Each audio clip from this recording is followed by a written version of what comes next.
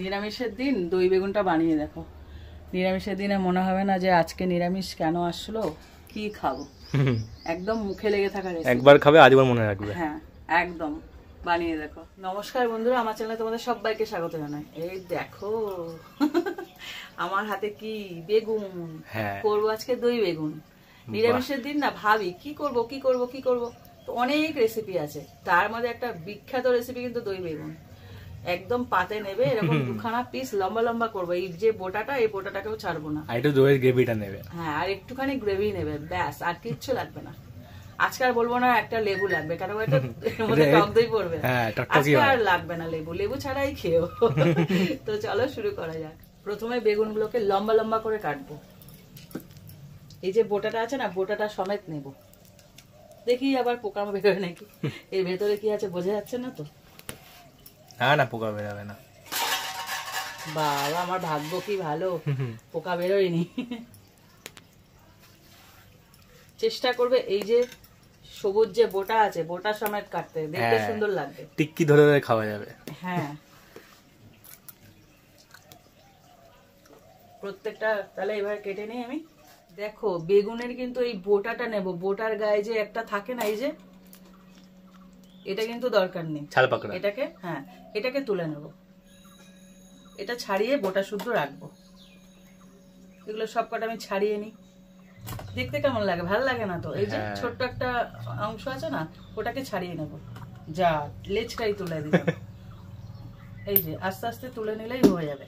দেখো বেগুনগুলোকে আমি সব কটা একদম টিক্কি ধরে পরিষ্কার করে ছাড়িয়ে নিয়েছি, একদম কিচ্ছু নেই। এবার আমি কড়াই বসিয়ে দিচ্ছি, এতে দিয়ে দিচ্ছি তেল। বেগুনটাকে খুব ভালো করে ভাজতে হবে। এদিকে বেগুনটাকে আমি লবণ হলুদ মাখিয়ে নিচ্ছি। যেমন বেগুন ভাজে না, ওরকম ভাবে ভেজে নিতে হবে ভালো করে, টিক্কি ধরে।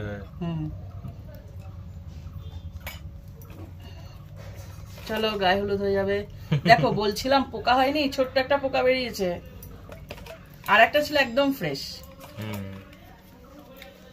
তেলটা পুরোপুরি গরম করে নিয়েছি। এবার বেগুনগুলোকে একটা করে ছাড়বো, টিক্কি ধরবো আর ছেড়ে দেবো। চলে যাও, চলে যাচ্ছে। এবার 2-3 বারে ভাজতে হবে, কারণ আমার কড়াইটা একটু ছোট, কত বড় আর কড়াই নেবো। এক এক করে তাহলে ভেজে নিই। এগুলো একদম কড়া করে ভেজে নিতে হবে, যেমন বেগুন ভাজার বেগুন হয় সেরকম ভাবে, মানে খাওয়ার মতন হয়ে যাবে, কিন্তু পরে হবে রেসিপিটা। দেখো বেগুনগুলো ভাজা চলছে, এপিট ওপিট করে, হচ্ছে টপাস করে একটুখানি মুগ ডাল নিয়ে এটাকে তুলে খেয়ে নিই। এরকম আগেকার দিনে এই বিয়ে বাড়িতে, আগেকার দিনে বিয়ে বাড়ি যেগুলো এরকম লম্বা লম্বা বেগুন ভাজা দিত না, আর মুগ ডাল, আর মুগ ডাল এক একটা বেগুনের সাইজ এরকম, মানে পুরো গোটা লম্বা লম্বা যে বেগুনগুলো, ওগুলোকে ভাগ করতো মাটির গ্লাসে আর মাটির থালায়, কলা পাতার মধ্যে, আর এরকম লম্বা লম্বা বেগুন ভাজা। সেদিন চলে গেল গো, ওই দিনটা যদি এখন তো ফ্যাশনেবল যুগ হয়ে গেছে। এখন তো সেই আগেকার দিনে বিয়ে বাড়ির মজা, ওই ছোলার ইয়েতে দেয়, নালে পাতলা ইয়েতে দেয়, প্লেটে দেয়। এখন প্লেটে দেয়, চায়না বল যেমন প্লেট গুলো হয় ওগুলোতে দেয়। কিন্তু সত্যি মিস করি দিনগুলোকে, এরকম লম্বা লম্বা বেগুন। আর তখন এই বিয়ে বাড়িতে এমনকি শাক ভাজা পর্যন্ত হতো, বড়ি দিয়ে লাল শাক ভাজা হতো, কিন্তু এখন আর এসব নেই। কিন্তু খুব ভালো লাগে এগুলো। বড় বড় বেগুন গুলো লম্বা একটা দিয়ে দিত, কি ভালো লাগতো।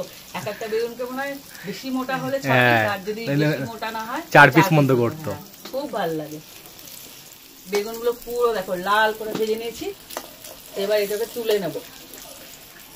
যতটা তেল ঝরানো যায় এবারে ধরবে, সব তেল বেরিয়ে যাবে যতটা ঝরানো যায়। এবার সব তো আর বেরায় না, বেগুন তো বেগুন বাবা জীবনে একটু তেলটা একটু ভালোই খায়।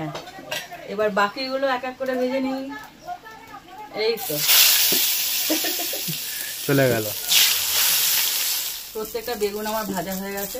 এবার এগুলোকে সব তুলে নিচ্ছি, লাল করেই ভাজবে কিন্তু এভাবে, আর যেন বেগুনগুলো গোটা গোটা থাকে। তেলটা খুব গরম হয়ে গেছে, একটু নামিয়ে রাখি। এই যে মশলাটা, ওটা রেডি করব। দই বেগুন বানানোর জন্য যে মশলাটা, ওটা রেডি করে নিচ্ছি। এখানে নিয়ে নিচ্ছি টক দই। এই দেখো মাটির হাঁড়িতে রেখেছি, এরকম ঘন দই নেবে। আর আজকেই এনেছি, মানে কি বলতো, ফ্রেশ দই, একদম ধরো 2-3 দিন হয়ে গেছে, তাহলে কিন্তু ওটা টক হয়ে যাবে। ফ্রেশ দই নেবে, তাহলে টক ভাবটা কম থাকবে। এখানে নিয়েছি টক দই। এবার বাকি মশলাগুলো এর মধ্যে অ্যাড করে দেবো। দিয়ে দিচ্ছি লবণ, হলুদ গুঁড়ো,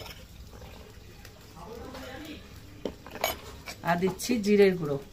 এটা ভাজা জিরের গুঁড়ো আছে 1 চামচ পুরো উঁচু উঁচু করে। আর এটা ঝাল লঙ্কার গুঁড়ো 1/2 চামচ। আর দিচ্ছি কাশ্মীরি লঙ্কার গুঁড়ো 1 চামচ, এটা কালার আসবে। দিয়ে দিচ্ছি চিনি, যেহেতু টক দই একটু চিনি তো যাবেই, কারণ ওটা ব্যালেন্স করার জন্য দেয়া হচ্ছে। আর দিয়ে দিলাম গরম মশলা। এবার সব কটা একসাথে মিশিয়ে নেব। দইয়ের মধ্যে মশলা দিলে না সুন্দর একটা কালার আসে। হ্যাঁ, সব কটা একসাথে মিশিয়ে নেব। তার মধ্যে কাশ্মীরি লঙ্কার গুঁড়ো আছে, খুব সুন্দর একটা রং আসবে। এবার আমি এদিকে কড়াইটা নামিয়ে রেখেছিলাম, কড়াইটাকে তুলে দেবো। রান্নাটা খুব সহজ। হ্যাঁ, এর মধ্যে যেহেতু দই আছে, এই ঠান্ডা কড়াইটা এর মধ্যে আমি দিয়ে দেবো। কেননা যখনই দই দেওয়া হয় তখন কিন্তু পুরোপুরি গরমে দেওয়া হয় না, কিন্তু দইটা ফাটিয়ে যায়। হ্যাঁ,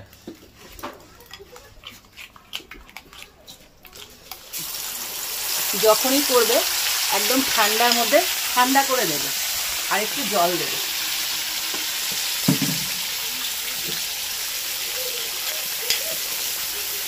এবার এটাকে নেড়ে দেবে।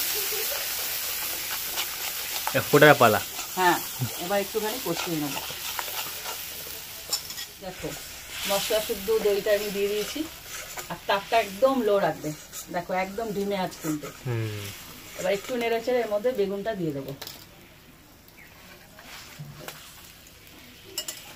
একদম শর্টকাট রান্না, বেগুনটা কেটে ভাজতে যা সময়, একদম শর্টকাট রান্না, খুব সহজ রান্নাটা। হ্যাঁ, খুব সোজা, কিন্তু আমিও শিখে গেলাম।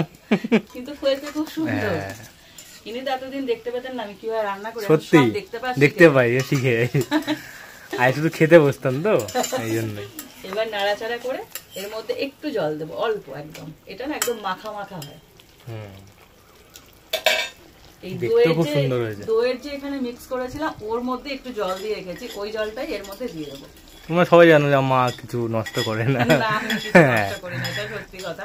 আমার খুব গায়ে লাগে। খাও, যত খুশি খাও, কিন্তু নষ্ট করো না। হ্যাঁ,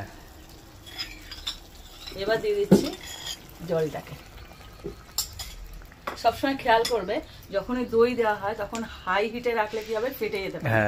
হয় একদম সিমে করে দেবে, অফ করে দেবে, কিছুক্ষণ ঠান্ডা করে তারপরে দেবে, দেখবে দই ফাটবে না। দেখো দই এক ফোঁটাও ফাটেনি। এইবার এটাকে ফুটতে দেবো, কারণ এর মধ্যে আমি সব দিয়ে দিয়েছি। হ্যাঁ, এটা এসছে ওই কাশ্মীরি লঙ্কার গুঁড়োর জন্য। এবার এটাকে ফুটতে দেবো। এখানে তো কি সেদ্ধ হওয়ার কোনো ব্যাপার নেই, কারণ বেগুনটা পুরোপুরি ভেজে নিয়েছি, শুধু একটুখানি টকবক করে ফুটবে, ব্যাস। একদম সোজা রান্না না, একদম সোজা। হ্যাঁ, দেখো তৈরি হয়ে গেল দই বেগুন। কালার কেমন এসছে, কি দারুণ না?